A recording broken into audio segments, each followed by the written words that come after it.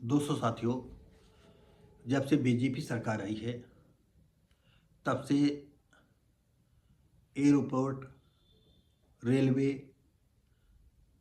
विद्युत, यह तमाम ऐसी चीज़ों को सब निजीकरण के हाथों में सौंप रही है। और सबसे बड़ी बात यह है कि निजीकरण जब देश में हो जाएगा तो ये लोग दिन दूना रात चौगुना अमीर होंगे। जितनी भी कंपनियां हैं जिनको ये निजीकरण के तौर पर अधिकार दे दिए जाएंगे कि रेलवे आप संभाल रहे हो, उत्तरांचल ये संभाल रहे हैं, पश्चिम उत्तर तो आप संभालो, तो ये तो माला माल होते जाएंगे। लेकिन ये इसका बोझ जो है आम पब्लिक का पड़ेगा। ये लोग आज इतनी आबादी है कि एक जगह के लिए लाखों आदमी अप्लाई कर रहा है। देखिए, सरकार एक जगह के लिए लाखों के जो है रजिस्ट्री करवाता है, करोड़ों रुपए कमा लेता है, और नौकरी देना है एक को या दो को। और इसमें सूद समाज के लोगों को जो आरक्षण है वो तो नाम नाम का आरक्षण है, कोई भी सीटें ये भर नहीं रहे हैं। और सबसे ज़्यादा जो है कई ऐसे मामले आए हैं कि शेड्यूल कास्ट और बैकवर्ड के जो है बैकवर्ड का एससी का जात सर्टिफिकेट लगा करके लोग नौकरी कर रहे हैं। और सबसे बड़ी बात ये भी है कि आज ये लोग जो है जितने हैं, देखिए जैसे एक खोमचा जो शूद्र वर्ग का आदमी है अलग अलग अपना दुकान लगाए बैठा है।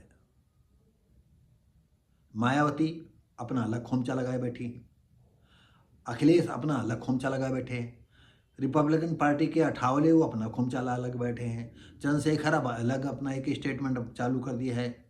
और वो मुसलमानों के ही पीछे पड़े रहते हैं, पीछे नहीं पड़े रहते हैं, उनको कंधे पर उठाते उठाते भागते घूम रहे हैं, हाँफ रहे हैं, भाग रहे हैं, भाग रहे हैं, भाग रहे हैं। आओ मुसलमान अब्बा, आओ मुसलमान अब्बा, हमारी मदद करो, हमको जो है प्राइम मिनिस्टर बना दो।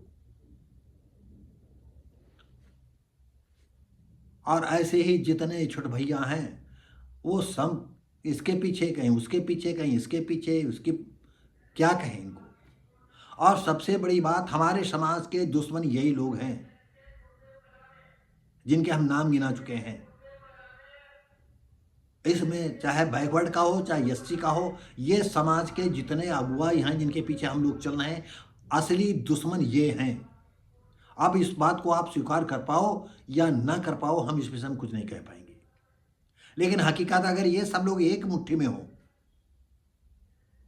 आप बताइए, अभी कुंभ में 66 करोड़ 20 लाख के करीब संगम स्नान किया, और इधर उधर जहां तक गंगा जाती हैं, जहां तक जमुना होती हैं, जहां तक कोई नदी है, वहां पर ये मतलब इस महाकुंभ की तरफ या स्वर्ग प्राप्ति के लिए जो कुंभ नहाए हैं या स्नान किए हैं, उनका नाम लेकर के तो 80 करोड़ से ऊपर स्नान कर लिए हैं। इनमें से शूद्र वर्ग का कितना आदमी है और कितने लोग स्वर्ग जाएंगे? हम शूद्र वर्ग के नेताओं से, सामाजिक कार्यकर्ताओं से पूछना चाहते हैं, ये शूद्र वर्ग का आदमी कितने स्वर्ग जाएंगे?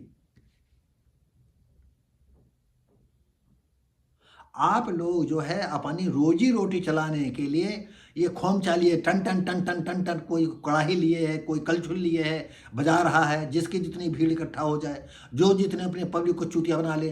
हकीकत तो ये है, आम शूद्रों को यहाँ चाहिए, इन लोगों को सबसे पहले इनकी खबर लेनी चाहिए।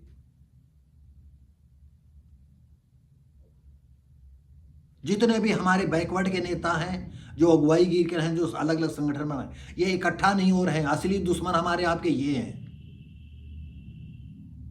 दोस्तों साथियों, जो ये वीडियो देख रहा हो, आप ठंडे दिमाग से सोचो, ये दुश्मन है कि नहीं है। जब ये इकट्ठा नहीं हो पा रहे, तुम इकट्ठा नहीं हो पाओगे, तो जो हमारा दुश्मन समाज है उनके पास सारी व्यवस्थाएं मजबूत हैं। उन्होंने हर एक मुकाम पर अपना अपना आदमी बहुत मजबूत पिलर खड़ा कर दिया है। वो ऐसा पिलर है कि तुम जैसे लोगों को गिराने से नहीं गिरेगा। तो सपना देखो, आप गुलामी की तरफ बढ़ रहे हो, आप 5000 साल पहले की तरह गुलामी से बदतर जियोगे। आपके जीते जी घर में घुस जाएंगे और आपको घर से निकाल देंगे। वो समय आ रहा है। खैर, फिर भी चलिए, ये हम आपको बना रहे हैं निजीकरण। तो निजीकरण से किसका, सरकार में आपको बता चुके, निजीकरण से किसका, जिनको कंपनी सौंपी जाएगी वही माला माल होंगे। तुम जो है जहां मिलना चाहिए 60-70 हज़ार रुपए, वहां तुम 5,000 रुपये, 6,000 रुपये, 10,000 रुपये, 15,000 रुपये काम करोगे। अरे जिंदा रहना है तो मरोगे नहीं तो करोगे क्या, तुम क्या करोगे? तुम्हारे लड़के बच्चे जिनके हौसले ये है, आसमान में नहीं, वो जो है इनको टट्टी साफ करने को जगह नहीं मिलेगी, वो झाड़ू लगाने को जगह नहीं मिलेगी। दोस्तों साथियों, कभी कभी कुंठा में कुछ इधर उधर हो जाता है। तो दोस्तों साथियों, अब निजीकरण देश के लिए अभिशाप है। एक संगठन है उसके, ये अटेवा है, अटेवा ने कहा निजीकरण देश के लिए अभिशाप है। हम भी मानते हैं अभिशाप है। और आपको बता दें, अभी हम इनके कंपनी का अटेवा का जो है बताएंगे। सब यऊ बनाए घूम रहे हैं, यऊ अपन जो है खोमचा लिए घूम रहे हैं, ठेलिया लिए घूम रहे हैं, और R.K. चौधरी से विनती कर रहे हैं। जरा सोचो, लिए डमरू बजा रहे हैं, डम डम डम कर अटेवा, डम डम डम डम बजा रहे हैं, और R.K. चौधरी से कर रहे हैं कि तुम लोकसभा में ये उठाओ, तुम लोकसभा में वो उठाओ है।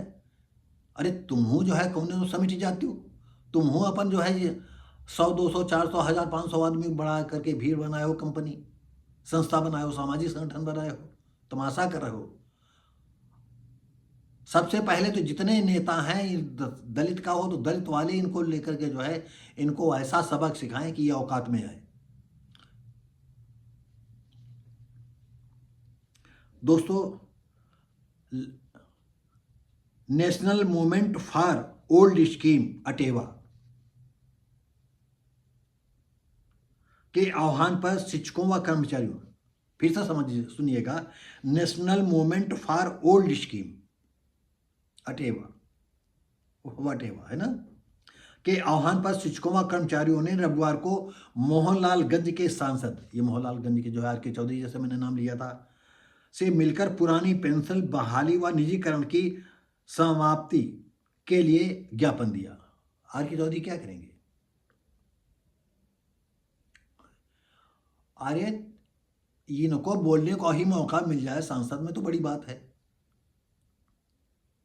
इनको क्या मौका मिल पाएगा? इनको मौका नहीं मिल पाएगा।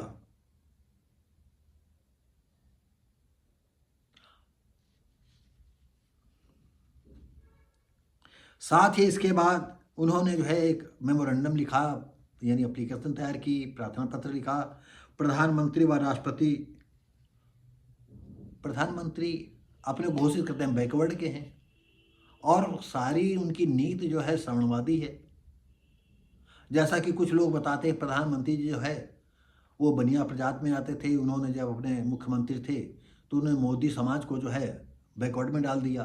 अब हम इस विषय में कोई डिस्कस नहीं करना चाहते हैं, क्योंकि अब हम कहाँ प्रधानमंत्री जो वर्ल्ड लेवल के व्यक्ति हैं और कहाँ हिंदुस्तान का एक इकाई।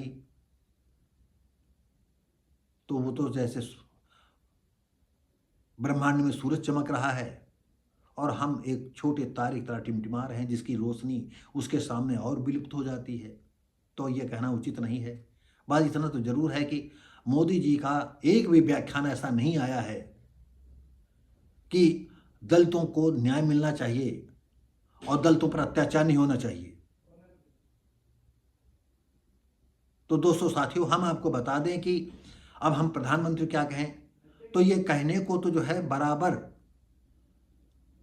देश के हित में, समाज के हित में काम कर रहे हैं, लेकिन कभी इतनी अंबेडकर की प्रतिमाएं टूट रही, कभी इन्होंने व्याख्यान नहीं दिया कि अगर कहीं अंबेडकर की प्रतिमा टूटती है तो सरकार को चाहिए कि तुरंत उस पर एक्शन हो। कभी नहीं कहेंगे, न मोदी कहेंगे न योगी कहेंगे। तो दोस्तों साथियों, फिर आपको हम बताते चले कि जो है इन लोगों ने जो है R.K. चौधरी पर कंधे पर रख करके प्रधानमंत्री और सांसद पार्लियामेंट तक बोलने के लिए कहा कि ये आप करिएगा और बताइएगा। उन्होंने आग्रह किया। अटेवा के प्रदेश अध्यक्ष विजय कुमार बंधु ने कहा, देश भर में पुरानी पेंशन की व्यवस्था समाप्त कर शोषणकारी नीति जारी है और पुरानी पेंशन को लागू करना चाहिए। हम भी मानते हैं लागू करना चाहिए, क्योंकि रिटायरमेंट के बाद जब पेंशन नहीं मिलेगी तो उनके सामने जो है दिक्कतें कितनी पैदा होंगी। यूपीएस लागू कर दी गई है, ये शिक्षकों और कर्मचारियों के हित में नहीं है। उन्होंने कहा कि कर्मचारियों की सेवानिवृत्ति के बाद उनकी आर्थिक सुरक्षा खतरे में है। बिल्कुल सही बात है, लेकिन अब आप सोचो, आप चिल्लाते रहोगे, न कारखाने में तूती की आवाज़ कहाँ, कैसे कोई सुनेगा? नहीं सुनेगा, क्योंकि हमारे आपके दुश्मन, हमारे समाज के जो अगुआ बने बैठे हैं, असली दुश्मन वो है। वो आज होते हुए कि 75% हैं। कहाँ 75%? 5% इकट्ठा हो, नहीं इकट्ठा हो। संगम में कौन गया? तुम ही लोग जाते हो। तो जब तुम उनको मजबूत करोगे तो तुम्हारे पैरों पर खोपड़ी पर थूकेंगे, मूतेंगे, हागेंगे, और कोई अगर आंखें तिलमिलाओ तुम्हारी आंखें निकाल लेंगे। तुम क्या करोगे? तो दोस्तों साथियों, ये वीडियो अगर अच्छा लगता हो तो लाइक शेयर कमेंट करें, सब्सक्राइब करें, बेल आइकन जरूर दबाएं। हम मिलेंगे आपको अगली वीडियो में, तब तक के लिए नमस्कार, जय हिंद।